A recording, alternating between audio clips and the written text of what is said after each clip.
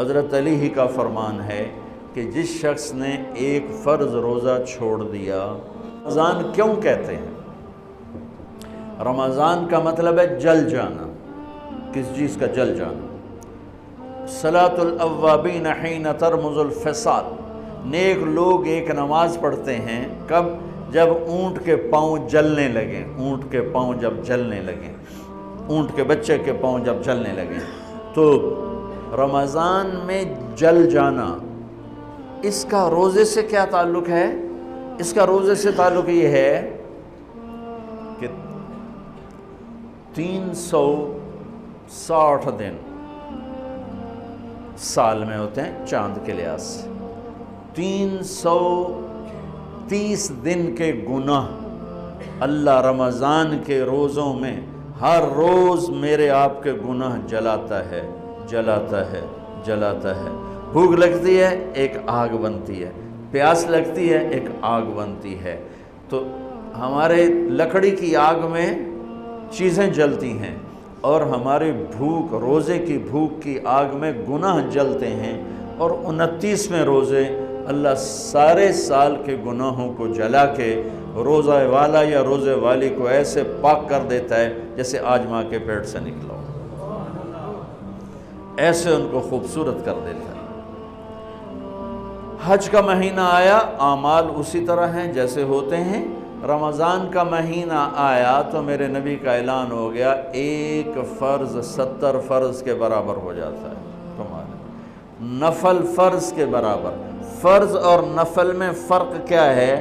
حضرت علی ہی کا فرمان ہے کہ جس شخص نے ایک فرض روزہ چھوڑ دیا، پھر قیامت تک اس کی قضا میں نفل روزے رکھتا رہا تو ایک روزے کا یہ سارے روزے بدلہ نہیں ہو سکتے۔ ایک نماز چھوڑ دی اور پھر اس کی قضا میں قیامت تک نفل پڑھتا رہا تو فرض نماز کی ایک رکعت کے ایک سجدے کے برابر بھی نہیں ہے۔ فرض میں اتنی طاقت ہے۔ تو اللہ کی رحمت کیسے متوجہ ہوتی ہے کہ رمضان کے مہینے میں اللہ فرماتے ہیں میرے محبوب کی امت ہے، ایک فرض کو 70 کے برابر کر دو، اور پھر فرماتے ہیں نفل کو فرضوں کے برابر کر دو، اور پھر فرماتے ہیں جو رات کو تراویح پڑھے گا، دن میں روزہ رکھے گا، آخری رات اسے ایسے دھو دوں گا، دھو کے پاک کر دوں گا کہ اس کے ذمے گناہ کا ایک ذرہ بھی باقی نہیں بچے گا، سب گناہ اللہ تعالیٰ اس کے معاف فرما دے گا۔ اور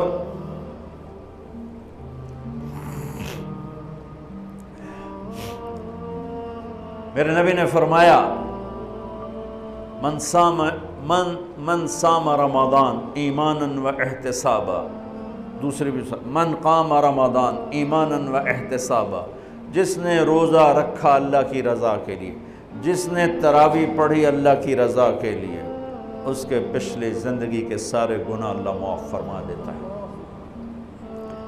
رات کا قیام کسی امت کو نہیں ملا۔ دیکھو روزہ سخت تھا تو ان کا قیام اللیل نہیں تھا، چونکہ وہ اپنی کتاب پڑھ سکتے ہی نہیں تھے۔ رمضان میں اللہ نے آسمانی کتابیں اتاریں، یکم رمضان کو ابراہیم علیہ السلام پر، 2 رمضان کو تورات موسیٰ علیہ السلام پر، 8 یا 6 رمضان کو عیسیٰ علیہ السلام ان پر، موسیٰ علیہ السلام ان پر، داؤد علیہ السلام پر زبور کو اتارا، اور 12 یا 18 رمضان کو عیسیٰ علیہ السلام پر انجیل کو اتارا، اور 21 رمضان کو اللہ تعالیٰ نے پیر کی رات لیلۃ القدر میں غار حرا کے اندر اللہ تعالیٰ نے اپنے محبوب پر کتاب کو اتارا۔ وہ کتابیں فل آ گئیں، لکھی لکھائیں۔ قرآن فل نہیں آیا، قرآن صرف ایک سورت کے 19 الفاظ آئے بس، اور پھر 23 برس میں قرآن اترا۔ کتنے انبیاء ایسے گزرے ہیں جن کے پاس جبریل زندگی میں ایک دفعہ آیا، زندگی میں جبریل ایک دفعہ، اور ایک سے لے کر آگے کوئی تعداد مقرر نہیں ہے، 100 دفعہ 200 دفعہ، لیکن آپ حیران ہوں گے ہمارے نبی پر جبریل 23 برس میں 24,000 دفعہ آئے، 24,000 دفعہ، جو ایک عجب العجائب ہے، عجب العجائب ہے۔ تو میرے بھائیوں، رات کی تراویح، دن کا روزہ، تراویح میں کیا ملنے والا ہے؟ میرے نبی کا فرمان ہے، ہر سجدے پہ 1500 نیکی، ہر سجدے پہ 1500 نیکی۔ تھوڑی اپنی کاروباری مصروفیت گھٹاؤ، اپنی کاروباری مشقت گھٹاؤ، اپنے ملازموں کی بھی مشقت گھٹاؤ، تاکہ وہ تراویح پڑھ سکیں، روزہ رکھ سکیں، بشاشت سے پڑھ سکیں، اور اللہ کا فضل ہے ڈھیلے سے ڈھیلا حافظ بھی ہو تو 1.5 گھنٹے میں سارا کچھ نمٹ جاتا ہے۔ اتنی سی ہمت کرو میرے بھائیوں کہ افطاری میں تھوڑا کھاؤ۔ اگر تم پہلوانوں کی طرح شروع ہو گیا نا، پھر تو تم سے عشاء بھی نہیں پڑھی جائے گی، تراویح تم نے کیا پڑھنا۔ روزہ جسم کی فالتو چیزوں کو جلاتا ہے، روزہ ایک قوت پیدا کرتا ہے ایمانی شیطان کے خلاف۔ وہ کیسے پیدا کرتا ہے شیطان کے خلاف؟ اللہ تعالیٰ حلال کو بھی حرام کر دیتا ہے۔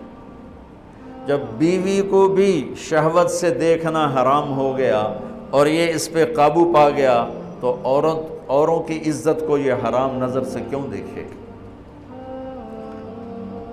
جب یہ حلال کھانا چھوڑ گیا تو یہ جھوٹ کیوں بولے گا، یہ گالی کیوں دے گا، یہ غیبت کیوں کرے گا؟ جب یہ کان میں دوائی ڈالنا چھوڑ گیا کہ روزہ ٹوٹ جاتا ہے تو یہ اوروں کی غیبت کیوں سنے گا، اوروں کی برائی کیوں سنے گا؟ جب یہ آنکھ میں دوائی نہیں ڈالتا ہے کہ وہ حلق میں جاتی، وہاں سے وہ پیٹ میں چلی جاتی ہے، روزہ ٹوٹ جاتا ہے، تو یہ ان آنکھوں سے غلط کیوں دیکھے گا؟ یہ غلط کیوں کسی کی عزت کے اوپر اپنی بددیانت نظر کو ڈالے گا؟